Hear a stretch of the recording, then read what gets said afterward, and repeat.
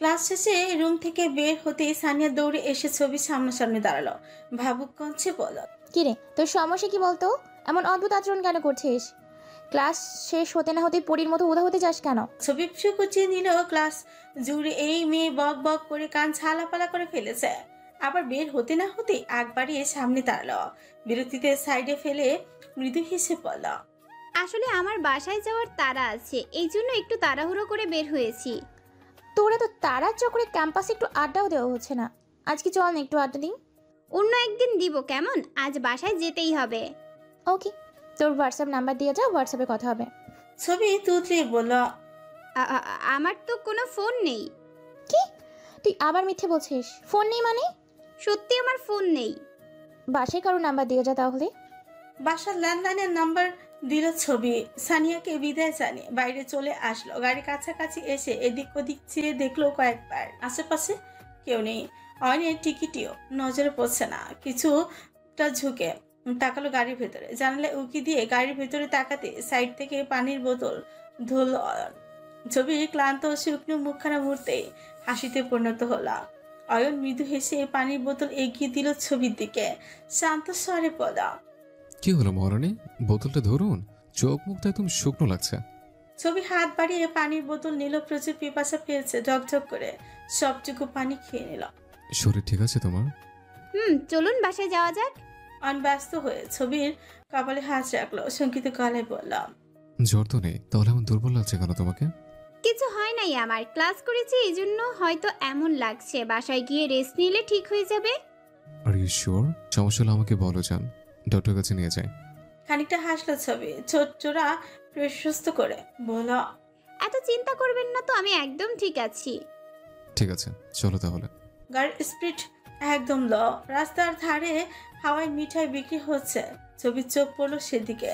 বড্ড খেতে মন চাচ্ছে। ব্যাগে টাকা আছে। আবির্ভাব বেশ কিছু টাকা দিয়েছে ছবিকে। সেখান থেকে একটা টাকা খরচ করার সুযোগ হয়নি এখনো। আর অয়ন আর চোখে তাকালো ছবির দিকে। ছবির দৃষ্টি আটকে আছে জানালার বাইরে। অয়ন ঘাড় উঁচিয়ে জানালার বাইরে উকি দিল। গাড়ির ব্রেক কষে মৃদু কঞ্চে বলল, খাবে? ছবি নির্দ্বিধায় ঘাড় নাড়িয়ে বলল, আপনি একটু দাঁড়ান, আমি নিয়ে আসছি। একদম না, তুমি বসো, আমি নিয়ে আসছি। গাড়ি রাস্তার ধারে পার্ক করে বিক্রেতার কাছে ছুটল অয়ন। প্রায় 20টা হাওয়াই মিঠাইয়ের প্যাকেট কিনে এনে ছবির হাতে দিল। ছবি বিস্ময় চোখে তাকিয়ে বলল, এ কি, এত কেন? এত কি হবে? অয়ন গাড়ি স্টার্ট করে বলল, সব তোমার, রেখে দিয়ে পরে খেও। তোমার বেকার জামাই দামে কিছু কিনে দেওয়ার সামর্থ্য নেই, তবে এটুকু তো দিতেই পারি, তাই না? ছবি গাল ফুলিয়ে বলল, আমার দামি কিছু চাই না। এই ছোট ছোট ভালোবাসা আমার কাছে অনেক দামি। আপনার ভালোবাসার চেয়ে দামি জিনিস এই পৃথিবীতে আর কিছু নেই। আমি ভাগ্যবতী, আপনাকে জীবন সঙ্গী হিসেবে পেয়েছি। আমার ভালোবাসা পেয়েছি আমি। অয়ন নিঃশব্দে হাসল। বাম হাত দিয়ে ছবির কোমর পেঁচিয়ে নিজের কাছে টেনে আনলো। ফিসফিস করে বলল, আজ থেকে তাহলে শুধু ভালোবাসা খাওয়াবো, রেডি থেকো। অনেক ভালোবাসি আমার মহারানীকে। ছবি বুক গুজলো অয়নের বুকে। অয়ন আবারও ফিসফিসিয়ে বলল, ভালোবাসি চান। ছবি আরো শক্ত করে অয়নের শার্ট খামচে ধরল। ছোট কামড়ে হাসলো অয়ন, ফিসফিসিয়ে বলল, মহারানী থেকে ভালোবাসার কথা শোনার জন্য এই পূজারীর কতদিন অপেক্ষা করতে হবে শুনে আমি যে আর অপেক্ষা করতে পারছি না। আপনি বড্ড অধৈর্য। কি বললে? আমি অধৈর্য? ছবি ঘাড় ছাকালো, ছোট্ট করে বলল। হুম। অয়ন গাল ফুলিয়ে বলল, বউকে এত কাছে পেয়ে ধৈর্য ধরেছিলাম, শুকনো চুমো অব্দি খায়নি, তবু আমাকে অধৈর্য বলছো? ছবি ভ্রুকুটিয়ে নিলেও ভাবুক কণ্ঠে বলল, চুমু আবার শুকনো ভেজা হয় নাকি? হয়তো জানো না তুমি। হুম। অয়ন আলতো করে ছবির গালে চুমু খেয়ে বলল, এটা শুকনো চুমো, এবার ভেজে চুমো কাকে বলে সেটা দেখাই, দাঁড়াও। ছবি গালে হাত দিয়ে সোজা হয়ে বসছে। উতলিয়ে বলল, না থাক, আমি আর শিখতে চাই না কিছু। সুইট হার্ট, এটা শেখাই না, সবে মাত্র ক্লাস শুরু করলাম, এখনই ছুটে যাচ্ছ? অয়ন নির্জন জায়গায় গাড়ি থামালো। ছবির দিকে মুখ এগিয়ে নিতে ছবি চোখ বন্ধ করে নিল দু হাত দিয়ে। মুখ ঢেকে বলল, একদম না, বাইরে থেকে কেউ দেখে ফেললে কি ভাববে? দেখো, আমি আমার বউকে চমকাচ্ছি, লোকে কি ভাবলো সেটা আমার দেখার বিষয় না। না প্লিজ। বাসায় গিয়ে? ছবির তরফ থেকে কোনো জবাব এলো না। ঠিক আছে, নিরাপত্তাকে সম্মতি ধরে নিলাম, ছাড়বো না কিন্তু। অয়নের ফোন বেজে উঠলো। ফোন হাতে নিয়ে রিসিভ করতে শাহানার ব্যস্ত কঞ্চে সুতল। কোথায় তুই এখন? আমি ছবিকে কলেজ থেকে নিয়ে বাড়ি থেকে রওনা হয়েছে। কেন মা, কিছু হয়েছে কি? তোমার কণ্ঠস্বর এমন লাগছে কেন? তোর বাবার শরীরটা খুব খারাপ করছে, একটু তাড়াতাড়ি আসবি। চমকাল অয়ন কাপা কাপা স্বরে বলল। কি হয়েছে বাবা? সব ঠিক আছে তো মা? চিন্তা করিস না, তেমন কিছু না, বাসায় আসলে দেখতে পারবি। আমি এক্ষুনি আসছি। আয়, ছবিকে নিয়ে আসতে পারবি? তোর বাবা ছবিকে দেখতে চাচ্ছে। ওকে মা, আমি ছবিকে সাথে নিয়ে আসছি। তুমি বাবার দিকে খেয়াল রাখো, আমি এখনই আসছি। শোন বাবা, সারাহকে কিছু বলিস না। তোর বাবা সারাহকে জানাতে বারণ করেছে। মেয়েটা শুনলেই ছুটে চলে আসবে। সবেমাত্র ওখানে গিয়েছে, একটু সংসারে মনোযোগী হোক, তারপর না হয় বাসায় এসে ঘুরে যাবে। ঠিক আছে মা। অয়ন কান থেকে ফোন নামাতে ছবি ব্যস্ত কঞ্চে সুতল। কি হয়েছে বাবার? আপনাকে এত অস্থির লাগছে কেন? আমাদের এখনই বাসায় যেতে হবে, বাবার শরীর খারাপ করেছে। ছবি আটকে উঠল উদ্বিগ্ন কঞ্চে বলল। কি হয়েছে? জানি না, বাসায় গেলে বুঝতে পারবো। দুপুরে কড়া রোদ, শীতের দিনেও বেশ গরম পড়েছে। রাতে কুয়াশার সাথে হিম শীতল বাতাস, বেশ ঠান্ডা লাগে। অথচ দুপুরে সূচি মামার তেজ দেখলে কি বলবে শীতকাল চলছে। অয়নের গাড়িটি পৌঁছালো আহসান মঞ্জিলে। অয়ন আবির্ভাব থেকে অনুমতি নিয়েই ছবিকে বাসায় নিয়ে এসেছে। প্রথমে নাকচ করলো, সাদেক আহসান অসুস্থতার খবর শুনে রাজি হয়ে গিয়েছে। বেশি সমস্যা হলে আবির্ভাবকে জানানোর জন্য আদেশ করেছে। অয়ন জানাবে বলেছে, তবে আবির্ভাবকে বাবার অসুস্থতার কথা সারাকে না জানাতেই অনুরোধ করছে। কলিং বেল বাজতে ছায়না বেগম সদর দরজা খুলে দিল।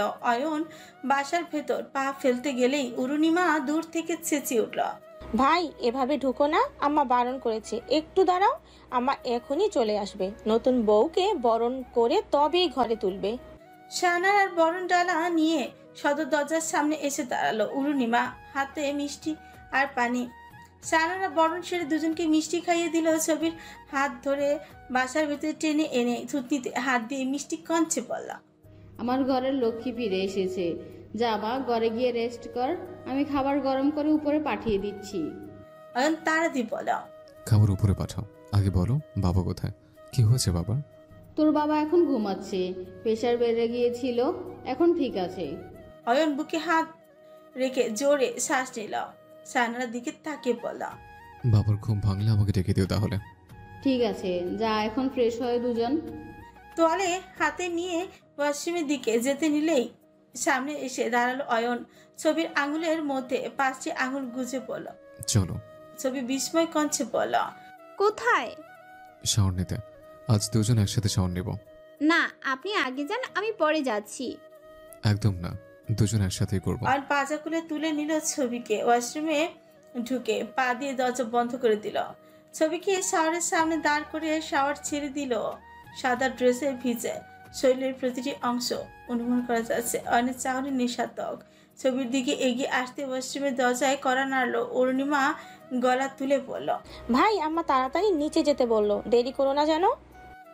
একরাশ বিরক্তি নিয়ে ছবিকে ছাড়লো। শাওয়ার সেরে পোশাক পরিবর্তন করতে গিয়ে বিপত্তিতে পড়ল ছবি। মৃদু কঞ্চে বলল। আপনি একটু বাইরে যান প্লিজ, আমি চেঞ্জ করব। করো, বাধা দিয়েছে কে? আপনার সামনে করব নাকি? করলে সমস্যা কে? সবই তো আমার। ছবি আটকাল, সম্পূর্ণ কথা বলতে দিল না। রিকোয়েস্ট করলো অয়নকে বাইরে যাওয়ার জন্য। অয়নও নাচর বান্দা, কিছুতেই বের হলো না। শেষ পর্যন্ত বাধ্য হয়ে অয়নের সামনে পোশাক পরিবর্তন করতেই হলো। অয়নের চাহনি বেশ লজ্জায় ফেলেছে তাকে, তবে কি আর করার, এই লোক তো নিজের মর্জি মতোই চলবে। সারার মেজায় বেজায় চটে আছে। মনার মা বাসায় নেই। মাথা ব্যথা থেকে একটু রিলিফ পাওয়ার জন্য রহিমাকে 1 কাপ ব্ল্যাক কফি করে দিতে বলেছিল, চিনি ছাড়া। রহিমা আগ বাড়িয়ে 2 চামচ চিনি দিয়ে কফি বানিয়ে দিয়েছে। কফি মুখে দিয়ে টেস্ট বুঝতে পেরে সাইডে রেখে দিয়েছে। বাইরে যাবে সে উপায়ও নেই। সদর দরজা বাইরে থেকে লক করা। রহিমা জানিয়েছে চাবি মনার মা আর আবির্ভাবের কাছে থাকে। কপালে আঙুল ঘষে সোফায় হেলিয়ে বসে থাকলো কিছু সময়। না, কাজ হচ্ছে না, মাথা ব্যথা কমছে না। সারা কফি বানানোর জন্য এবার নিজেই ছুটলো রান্নাঘরের দিকে। রান্নাঘরটা বেশ পরিপাটি। সকালের নাস্তা রান্না বানিয়ে রান্নাঘর সুন্দর করে গুছিয়ে রেখেছে ছবি। সারা শেলফে 3য় নাম্বার থেকে কফি পাউডার পেরে নিয়ে নিজের মতো করে 1 কাপ কফি বানিয়ে নিল। কফি মগ হাতে নিয়ে রুমে গিয়ে আবির্ভাবকে কল করল। আবির্ভাবের চক্ষুদা অনলের ন্যায় মোর্শেদের পকেট থেকে কিছু নাম্বার, ঠিকানা, দুই একটা তথ্যকে কেন্দ্র করে নতুন সূত্রে সন্ধান মিলেছে। বাবা মায়ের আসল খুনি অবধি যাওয়াটা বুঝি এবার খুব সহজেই হয়ে যেত যদি না ঠিকানাটা হারিয়ে ফেলতো। অফিসের নিরাপদ জায়গায় ঠিকানা রাখা ছিল, সব ডকুমেন্টস সেখানে থাকলো, ঠিকানাটা মিসিং। শেখর মাথা নিচু করে পাশে দাঁড়িয়ে আছে। আবির্ভাব ডেস্কের উপর কোনো হিত দাবিয়ে রাগে ফুসছে, পারলে এখনই সব ধ্বংস করে দেয়। ফোন বাজছে। আবির্ভাবের সেদিকে কোনো ভ্রুক্ষেপ নেই। শেখর ঘাড় উঁচে ফোন স্ক্রিনের দিকে তাকালো, সাহস করে বলল, স্যার আপনার ফোন বাজছে। আবির্ভাব নড়ল, ফোন হাতে নিয়ে আবারও রেখে দিল। সারার সাথে কথা বলার কোনো ইচ্ছে নেই এই মুহূর্তে। রাগের সময় কথা বলতে গেলে দু চারটা উল্টাপাল্টাই কথা শুনিয়ে দিতে পারে। সারাও যেন ক্ষান্ত হলো না, কন্টিনিউসলি ফোন কল করেই যাচ্ছে সে। আবির্ভাব বিরক্ত হয়ে চবর্গীয় উচ্চারণ করে ফোন রিসিভ করে কানে দিল। ওইদিকে ব্যস্ত কণ্ঠস্বর ভেসে আসলো, কি ভেবেছেনটা কি? হ্যাঁ, আমাকে ঘরবন্দি করে রাখবেন? দেখুন সবকিছুর একটা লিমিট আছে। ভালোই ভালোই আমাকে বের হতে দিন বাসা থেকে, না হলে আমি আপনার নামে পুলিশ কেস করব। খুনি কোথাকার। আবির্ভাবের রাগ এবার তীর তীর করে বলল, তাতে ধর চেপে বলল, Shut up. You are an ill-mannered girl. It was my mistake to marry an arrogant, short-tempered girl like you. Get out of my house. সারা চোখ ছলছল হয়ে উঠেছে, অশ্রুতে আশপাশ সবকিছু ঝাপসা লাগছে। আবির্ভাব তার সাথে এমন ব্যবহার করতে পারে, এটা যেন তার বিশ্বাসই হচ্ছে না। কান থেকে ফোন নামে পাশে ছুঁড়ে ফেলে দিল, দুই হাত দ্বারা নিজের চুল খামচে ধরে ডুকরি কেঁদে উঠল। আবির্ভাব ফোন ছুঁড়ে ফেলেছে দূরে, রাগ বেড়েছে দ্বিগুণ, নিজের উপর ঘৃণা জমেছে। রাগ নিয়ন্ত্রণ করা উচিত ছিল, নিশ্চয়ই মেয়েটা ভীষণ কষ্ট পেয়েছে। ডেস্কের উপর রাখা সকল ফাইল ছুঁড়ে ফেলে দিল নিচে। শেখর আবির্ভাবকে শান্ত করার চেষ্টা করছে। আবির্ভাব সোজা হয়ে বসল, জোরে জোরে শ্বাস নিয়ে বলল, শেখর, আমি বড্ড ভুল করে ফেললাম। আমার উচিত হয় নাই সারার সাথে এইভাবে কথা বলা। স্যার শান্ত হন আপনি। আপনি বরঞ্চ বাসায় চলে যান, আমি এদিকটা সামলে নিব। আমাদের এতদিনের পরিশ্রম শেষ মুহূর্তে এসে এভাবে ভেসে দিতে দিব না। আমি ঠিকানাটা ঠিক খুঁজে বের করব। আবির্ভাব উঠে দাঁড়ালো, শেখরের কাঁধে হাত রেখে বলল, আমার তোমার উপর ভরসা আছে শেখর। শেখর মৃদু হাসলো। আবির্ভাব ব্যস্ত কণ্ঠে বলল, কাউকে ঢুকতে দিও না এখানে, এখন সম্পূর্ণ নিজে করবা। যেভাবেই হোক ঠিকানাটা আমাকে পেতেই হবে। ওই ঠিকানা অনুযায়ী আমি আমার বাবা মায়ের খুনি অবধি পৌঁছাতে পারবো। স্যার আপনি একদম নিশ্চিন্তে থাকুন, আমি আছি, ঠিক খুঁজে বের করব। আবির্ভাব এবার আশ্বস্ত হলো। শেখর কোনো দায়িত্ব নিলে সেটা যেভাবেই হোক পালন করবে। শেখরের কাঁধে ভরসার হাত রেখে বলল, তাহলে আমি আসছি এখন, গিয়ে আগে সংসার বাঁচাই। পার্কিং লট থেকে দ্রুত গাড়ি বের করে আনলো ড্রাইভার। আবির্ভাব ড্রাইভারকে নামিয়ে দিয়ে চাবি নিয়ে নিজে নিজে ড্রাইভ শুরু করলো। গাড়ির মধ্যে স্পিড বাড়ালো, জোরে। বুকের মধ্যে ধুকপুকানি পড়ছে। অভিমানী মেয়ে সারহা, এভাবে বকা দেওয়ার উচিত হয়নি নিশ্চয়ই। ভীষণ রেগে আছে। কয়েক মিনিটের ব্যবধানে আবির্ভাবের গাড়িটি এসে থামলো নিজ বাসার সামনে। গাড়ি পার্ক করে দ্রুত ছুটে আসলো সদর দরজার পাশে। বাড়ির সদর দরজার বাইরে থেকে তালা দেওয়া দেখে আবির্ভাবের কেমন অস্থিরতা বেড়ে গেল। মাথায় একটা দুশ্চিন্তাই ঘুরপাক খাচ্ছে। তাহলে এই যে ভয়টা পেয়েছিল সেটাই সত্যি হলো? সারা চলে গেছে, আর যাবেই বা না কেন? মেয়েটা যে এবার যে অভিমানী। আবির্ভাব তাড়াহুড়ো করে তালা খুললো। বাসায় শুনশান নীরবতা। সোফার উপর ব্লেজার রেখে ধীরে ধীরে উপরে উঠলো। দরজা হালকা ধাক্কা দিতেই খুলে গেল। রুম ফাঁকা, সারা কোথাও নেই। আবির্ভাবের মাথায় যেন বজ্রপাত হলো। ওয়াশরুমের দরজা খোলা। বিছানায় ধপ করে বসে পড়লো, চিবুক নামিয়ে নিল নিচে। বেশ কিছু সময় ওভাবেই বসে রইল। বেলকুনিতে কিছু পড়ার আওয়াজ পেতে আবির্ভাব উঠে দাঁড়ালো। দরজার কাছাকাছি যেতেই যেন প্রাণ ফিরে পেল। বেলকুনির কোনায় জড়সড় হয়ে বসে ঘুমাচ্ছে সারা। আবির্ভাব ধীরে ধীরে সারার পাশে গিয়ে বসলো। চারিপাশে ছড়িয়ে ছিটিয়ে আছে কাগজের টুকরো। পাশে এই ড্রয়িং খাতায় সারা আবির্ভাবের চেহারা এঁকেছে। সাইডের দুটো দাঁত এঁকে লাল রং দিয়ে রক্ত এঁকে দিয়েছে। বড় বড় অক্ষরে লিখেছে ভ্যাম্পায়ার। আবির্ভাব ড্রয়িং খাতা হাতে তুলে নিয়ে চোখ মুখ কুঁচকে নিল। কিছু সময় সেদিকে তাকিয়ে থেকে উচ্চস্বরে হেসে উঠল। খাতা নিচে নামিয়ে রাখলো যত্ন সহকারে। আলতো হাত রাখলো সারার মুখে, মোলায়েম কণ্ঠে ডাকলো কয়েকবার। এই বউ, ওঠো না, দেখো আমি চলে এসেছি। খুব রাগ করেছো কি আমার উপর? সারা গভীর ঘুমে আচ্ছন্ন, ভাঙল না ঘুম। আবির্ভাব আলগোছে সারাকে পাজা করে তুলে নিল। ধীরে ধীরে বিছানায় এসে দাঁড়ালো। বিছানায় শুইয়ে দিয়ে চাদর টেনে দিল শরীরে। কিছু সময় তাকিয়ে থাকলো, ছুটলো ওয়াশরুমের দিকে। সূর্য পশ্চিম আকাশে হেলে পড়েছে, সন্ধ্যা হতে আর দেরি নেই। সারার ঘুম ভাঙলো, আড়মোড়া ভেঙে উঠে বসতেই চোখ আটকালো সোফায়। আবির্ভাব বসে আছে, দৃষ্টি আটকেছে সারার পানে। এত সময় যেন রূপকথার রাজ্যেই ঘুরছিল, ঘুমন্ত কোনো এক রাজকন্যাকে আপন মনি দেখছিল। সারা বিছানা থেকে নেমে দাঁড়াতেই আবির্ভাবের ধ্যান ভাঙলো, ছুটে আসলো সারার পাশে। ব্যস্ত কঞ্চে বলল, ফ্রেশ হয়ে রেডি হয়ে নাও, চলো কোথাও ঘুরে আসি। সারা কথা বলল না, চলে গেল ওয়াশরুমের দিকে। ফ্রেশ হয়ে এসে বাইরে এসে দাঁড়িয়ে দেখলো আবির্ভাব তখনও সেখানে ঠায় দাঁড়িয়ে আছে।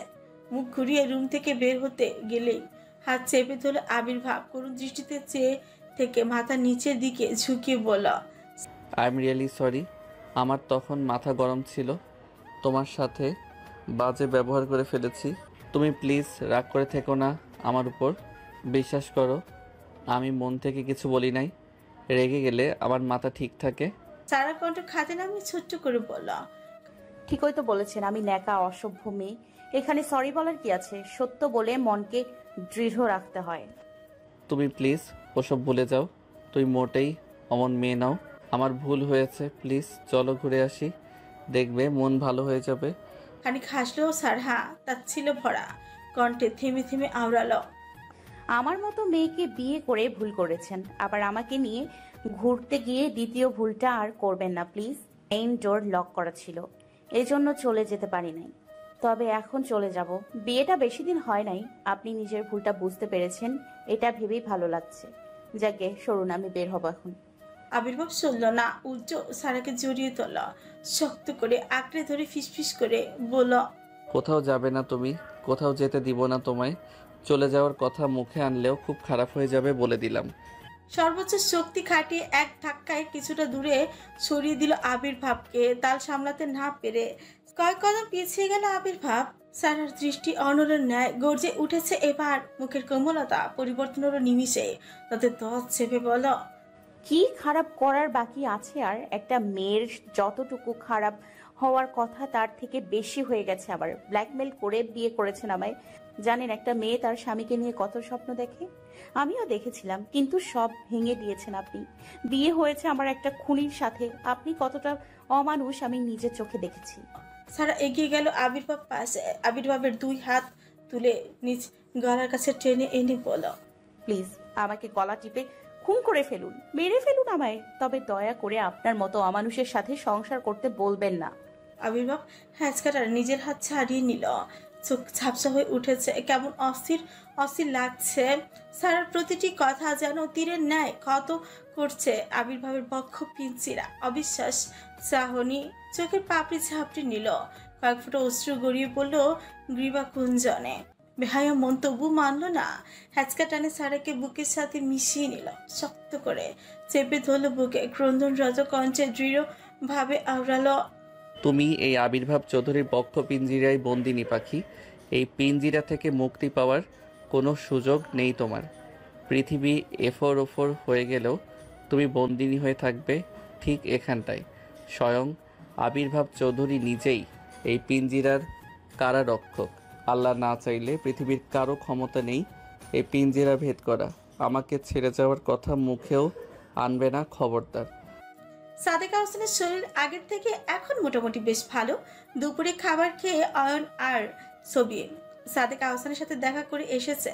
ছবিকে দেখে সাদেকা হোসেনের মন একদম ফুরফুর হয়ে উঠেছে। বিছানার মাঝ বরাবর বসে কিছু একটা ভেবে বিটিবিটি হাসছে সাদেকা হোসেন। সাহানারা সবে মাত্র চা নিয়ে রুমে ঢুকেছে। সাদেক আহসানকে হাসতে দেখে সুকুচকে নিল শাহানারা। বেশ কিছুদিন যাবৎ খেয়াল করেছে সাদেক আহসান আগের মতো রাগী মানুষটি নেই, অনেকটা বদলে গেছে। এখন সাহানার সাথে হেসে দুটো কথা বলে, উত্তেজিত হয়ে কোন উল্টোপাল্টা সিদ্ধান্ত নেয় না, রাত করে বাড়ি ফিরে না। সাদেক আহসানের এমন পরিবর্তনের। সানারা বেশ খুশি। চায়ের কাপ হাতে নিয়ে মৃদু হেসে সাদেক আহসানের দিকে এগিয়ে আসলো সানারা।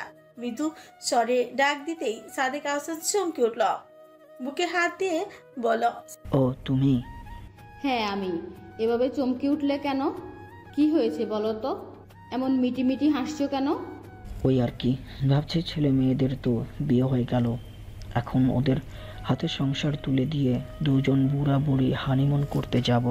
সানার নাক ছিটকে এদিক ওদিক তাকিয়ে নিল, কণ্ঠস্বর খাদে নামিয়ে ফিসফিসিয়ে বলল, বুড়ো বয়সী বিমরতি হলো নাকি? সাদেক আহসান ফিক করে হেসে দিল, অস্পষ্ট স্বরে আওড়াল, ভীমরতি না, আসলে দিন দিন রোমান্টিক হয়ে যাচ্ছে, সেটা বলো।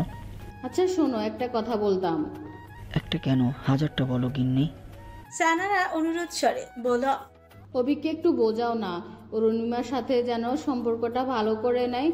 মেয়েটাও এখন আগের মতো অভিকের কাছে গেছে না। এভাবে কতদিন চলবে বলো? অরুণিমার আর কি দোষ, কম তো চেষ্টা করে নাই মেয়েটা, দেখি ছেলেকে বুঝিয়ে শুনিয়ে ভালো করা যায় কি না। সানার বেশ খুশি হলো। অভিক বারবার আনুগত্য বাবার হুকুম পালন করে সব সময়, এখন যদি নিজেকে একটু শুধরে নেয়। বিছানা মাঝ বরাবর বসে অয়ন ছবিকে স্মার্টফোন চালানো শেখাচ্ছে।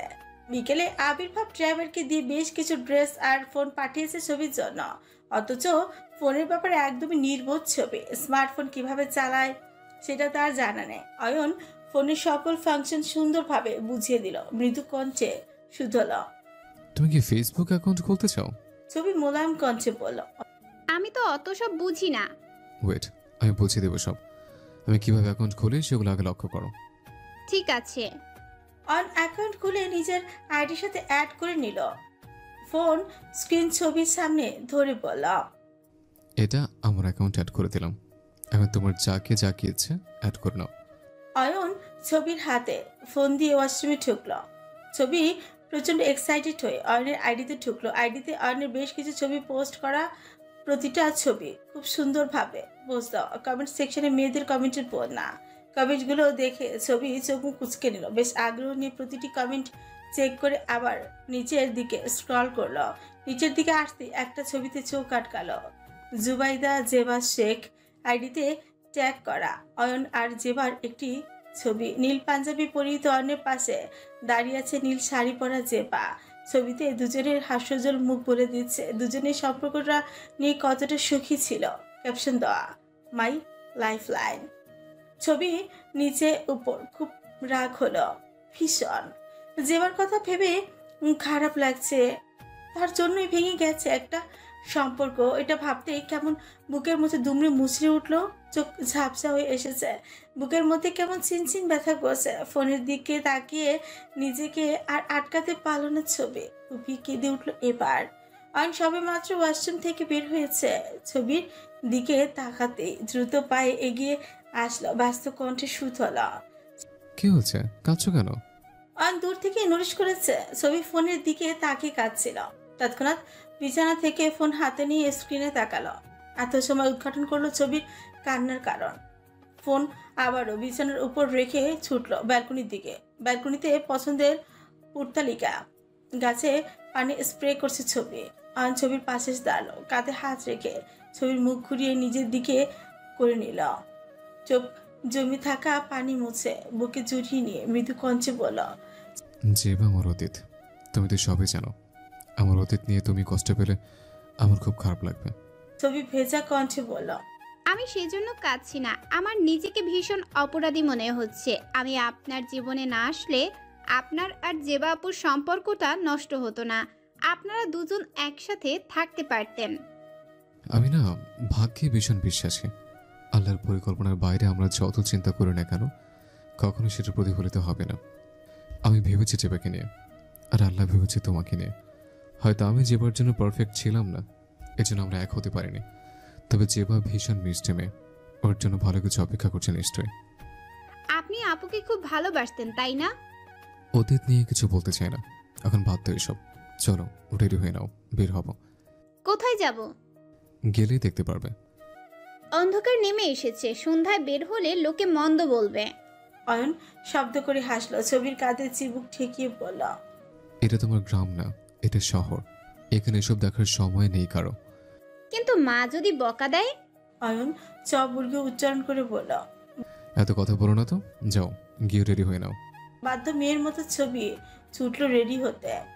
সিঁড়ির দিকে তাকে ছোট এলিয়ে গম্ভীরভাবে প্রশ্ন করলো রায়ান। ভাইয়া এমন ব্লাশ করছো কেন? মনে হচ্ছে জটিল কাজটা সেরে ফেলেছো। অয়ন জ্যাকেটের জিপার আটকে নিয়ে ফিকুসকে তাকালো রায়ানের দিকে, ছোট কামড়ে বলল। জটিল কাজ বলতে কি বোঝাচ্ছিস তুই? ওই যে যেটা তোমার দ্বারা অসম্ভব কাজ। খেয়ালি না করে যা বলবি সোজা বল। রায়ান ঘাড় চুলকে বলল। ওই যে বাসরের কথা বলছি আর কি। ওটা তো তোমার দ্বারা অসম্ভব। তা মেশিন ঠিক হয়ে গেছে নাকি? আমি চাচুকে ডাকবো? দিন দিন এত পেকে যাচ্ছিস, সেটা কি চাচু জানে? বয়স 24, দিন দিন পেকে যাচ্ছে না, এটা হলো বয়সের সাথে সাথে শিক্ষা। ডাকো বাবাকে। সবটা শোনার পর যদি একটু আমার ব্যাপারটা মাথায় আসে। তোর আবার কোন ব্যাপার? তোমরা বউ নিয়ে ঘুরছো, আমারও তো স্বাদ জাগে নাকি?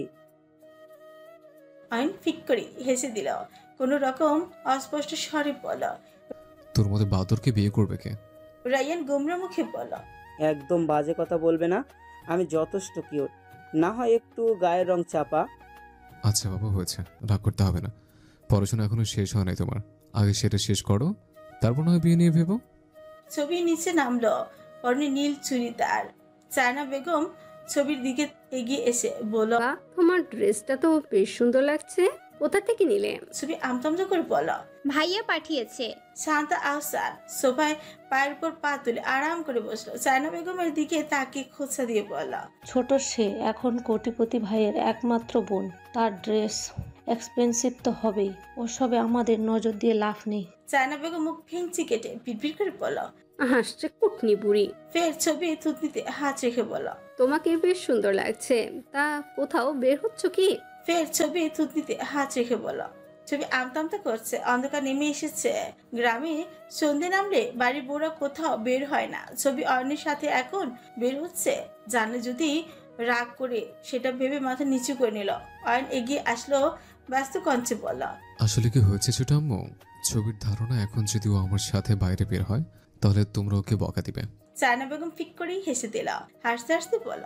তোমাদের নতুন বিয়ে হয়েছে, তোমরা তো এখনই ঘুরবে, তা না করে বুড়িদের মতন ঘর কোনো হয়ে বসে থাকো।